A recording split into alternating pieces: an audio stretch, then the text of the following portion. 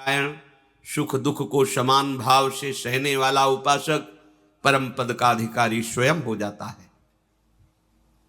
आवश्यकता है जो श्री भगवान कह रहे हैं कि मेरा तुम अनन्य भाव से आश्रय स्वीकार करो। अन्य भाव ही माया है और अनन्यता ही भक्ति का स्वरूप है। प्रायः सब भक्त ही हैं, क्योंकि हमारी दृष्टि में हमारे प्रभु के सिवा कोई है नहीं, तो सब भक्ति कर रहे हैं। कोई विषय की, कोई पुत्र परिवार की, कोई धन की, कोई मान प्रतिष्ठा की। मेरे प्रभु ही सब रूपों में हैं, पर ये ना जानने के कारण अन्य भावों का आरोप कर लेने से दुर्गति हो गई। मेरे प्रभु ही हृदय में विराजमान हैं, पर उनकी महत्वता, उनकी महिमा को विश्वासपूर्वक ना स्वीकार करने के कारण हमारा हृदय आनंद सिंधु में नहीं डूब पा रहा। नाना प्रकार की चिंताएं, क्लेश, अशांति, अभाव ये हमें सताए जा रहा है, जबकि पूर्ण कृपा सिंधु, आनंद सिंधु हमारे हृदय में ही विराजमान है। तो हमारी कहीं त्रुटि हो रही है। नहीं, हृदय में विराजमान प्रभु और दीनता, दुख, भय, विषाद, ये दीनता भक्ति जनित नहीं, विषय दीनता, अभाव जनित दीनता।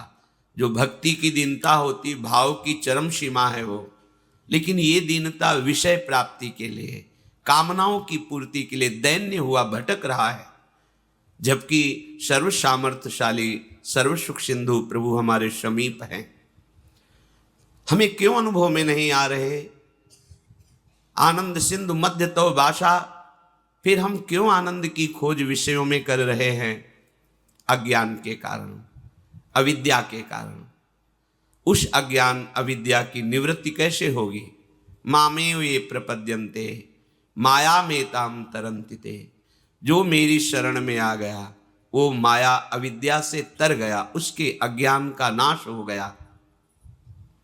तो प्रभु की शरणागति का स्वरूप क्या है? सर्वभाव से अपने प्रभु को प्रसन्न कर लेना। भगवान वर्णन करते हैं, अनन्यास चिंतयन्तो माम ये जनाः पर्युपासते। मेरी सर्वभाव से उपासना, मन से, वचन से, कर्म से, प्रत्येक चेष्टा से, केवल एकमात्र उपासना का तात्पर्य अपने प्रभु के समीप रहना। हमारा भाव, हमारी चेष्टाएं, हमारी इंद्रियां प्रभु से जुड़ी होनी चाहिए। उपासना अपने प्रभु के समीप ही होनी चाहिए। भली भांति जो उपासना में है, पर्युपासते, अन्य भावों का त्याग करके अनन्य भाव से मेरा जो भजन करते हैं, भली भांति से मेरी उपासना करते हैं, अब उसको योग क्षेम की चिंता की परवाह नहीं होनी चाहिए। ये चिंता परवाह उनको होती जो भगवद आश्रित नहीं होते। स्वयं श्री भगवान कह रहे, योगक्षेमम वहाम्यहम्। लोक परलोक में जो तुम्हें चाहिए वो मैं प्रदान करूंगा, और जो प्रदान किया है उसकी रक्षा मैं करूंगा। तुम्हें बिल्कुल चिंता नहीं करनी, ना साधन की और ना व्यवहार की। इह परलोक सकल सुख पावत। देखो, इतने बड़े मालिक कह रहे, क्षेमम, मैं तुम्हारी रक्षा करूंगा। योगम, जो तुम्हें प्राप्त कराना है वो मैं कराऊंगा। तुम्हें बिल्कुल चिंता नहीं करनी, केवल मेरी शरण में होकर, मेरे आश्रित होकर मेरा अनन्य चिंतन करो। प्रसंग चल रहा था कि पूर्ण शरणागति किसे कहते हैं। उस पूर्ण शरणागति के प्रसंग में कुछ लक्षण अपने लोगों ने श्रवण किए थे। पहला है, हमें शरणागत की तैयारी करनी है, पूर्ण समर्पण प्रभु कर लेते हैं। तो शरणागति तैयारी का पहला लक्षण है नित्य निरंतर अपने प्रभु का अनन्य भजन होना। अपने, हम किसी और का भजन नहीं करें, अपने प्रभु का कर रहे हैं, तभी नित्य निरंतर होता भी है। अपने प्रभु के सिवा मेरा कोई अपना नहीं। इस अपने शब्द में कोई भी वस्तु, व्यक्ति, स्थान, पद, प्रतिष्ठा नहीं आनी चाहिए। अपनापन आपका सुरक्षित केवल प्रभु के लिए हो। हम लोग यहां चूक कर बैठते हैं, किसी न किसी को अपना मान लेते हैं, अपना धन, अपना जन, अपना बल, अपना ज्ञान, अपनी तपस्या, अपना व्रत, अपना नियम। कोई बिरला ही होता है जो केवल प्रभु को अपना मानता है, अपनापन केवल प्रभु को। फिर तो बात बन गई, फिर तो मतलब ऐसी जीवन में दिव्यता आएगी कि आप खुद अनुभव करेंगे। शब्द याद कर लीजिए, अपनापन केवल प्रभु से। पर हमारे हृदय में जांच करके देखा जाए तो सब जगह अपनापन हो सकता है, लेकिन प्रभु से नहीं। तो कैसे जांच की जाती है हृदय की, जिससे हम ये जान पावें कि प्रभु से अपनापन है या किसी वस्तु व्यक्ति से? तो जिसके मिलने से प्रभु का विस्मरण हो जाए तो उससे विशेष अपनापन है, क्योंकि उससे कम अपनापन वाले को हम भूल जाते हैं, ज्यादा अपनापन वाले की स्मृति आ जाती है। यदि किसी व्यक्ति, वस्तु, पद, प्रतिष्ठा, स्थान की प्राप्ति पर अपने प्राण प्रीतम प्रभु का विस्मरण हो जाए तो अभी अपनापन हम पूरा नहीं दे पाए।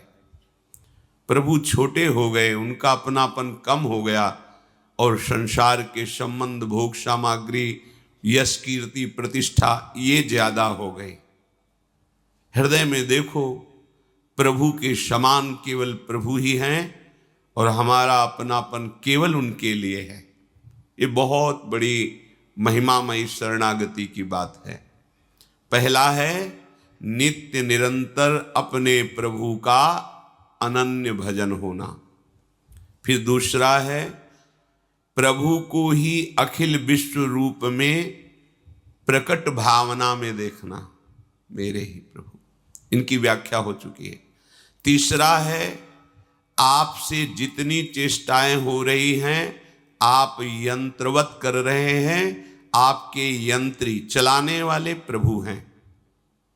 मैं कुछ नहीं कर रहा, मेरे द्वारा जो कुछ करा रहे हैं वो प्रभु करा रहे हैं। बीच से स्वीकार मत करना, क्रम से स्वीकार करना, नहीं तो आपको भ्रम हो जाएगा। कैसे भ्रम? आपने ये बात स्वीकार कर ली केवल अपनी बुद्धि से कि जो कुछ करा रहे हैं प्रभु करा रहे हैं, फिर अब विधि निषेध की क्या बात रह गई? फिर तो हम जो पापाचरण कर रहे हैं, भोग कर रहे हैं, हिंसा कर रहे हैं, चोरी कर रहे हैं, खान पान गलत कर रहे हैं, तो बोले आपने ही कहा था प्रभु जो करा रहे हैं वही हो रहा, तो वही हो रहा है। इसका मतलब आपने शरणागति का सिद्धांत समझा नहीं, बीच से केवल बात पकड़ ली है। इसलिए कह रहे सावधान। जब वो नित्य निरंतर अपने प्रभु का भजन करता है और विश्व को अपने प्रभु का रूप समझता है तो पापाचरण किससे होगा? इसीलिए तीसरी लक्षण वृत्ति में रखा गया है कि वो अनुभव करता है कि मेरे द्वारा जो कुछ हो रहा है वो मेरे आराध्य देव करा रहे हैं। चौथा, प्रभु को ही सबसे बढ़कर एकमात्र अपना प्राण प्रियतम अनुभव करना। प्रभु की जगह केवल प्रभु, दूसरा कोई नहीं। पांचवा, अपने प्रभु पर पूर्ण विश्वास। छठवां, सर्वदा सर्वथा अपने प्रभु के अनुकूल ही आचरण होना। सिद्ध शरणागत में होते हैं, साधक शरणागत इसको आदर्श मानकर चलता है, श्री कृष्ण अनुकूलेन। कभी वो अपने प्रभु के प्रतिकूल आचरण नहीं कर सकता। प्रभु के अर्थात जो भगवान ने आदेश किया है श्रीमद् भागवत जी में, गीता जी में और संतों की, गुरुदेव की वाणी में बैठकर, कभी उसके प्रतिकूल आचरण उससे नहीं होते। सातवां, सब कुछ प्रभु का समझना और प्रभु से कभी कुछ ना चाहना। हमारा शरणागति, हमारा भजन प्रभु से लेने के लिए नहीं है, प्रभु को प्राप्त करने के लिए है। प्रभु का भजन प्रभु से अपनी कामनाओं की पूर्ति के लिए, चाहे वो मोक्ष कामना ही क्यों न हो, बड़ी प्रशंसनीय है मोक्ष कामना, पर ये प्रेमी महाभागवतों की बात हो रही है जो मोक्ष का भी त्याग कर चुके हैं। प्रभु का भजन केवल प्रभु के लिए करना। अब जब हमारा शरीर, मन, जीवन प्रभु को समर्पित है तो जिनके प्रति समर्पित है उन्हीं के लिए भजन करना। ये तो समर्पित है जीवन। अब हमारा कुछ बकाया ही नहीं रहा। जो कुछ हमारा अपनापन था वो सब प्रभु के चरणों में समर्पित है। तो सिद्ध पुरुष में ऐसी वृत्ति रहती है, पर साधक को ऐसी धारणा करनी पड़ती है। सब कुछ प्रभु का समझना और केवल प्रभु के लिए ही भजन करना, प्रभु से कुछ नहीं चाहना।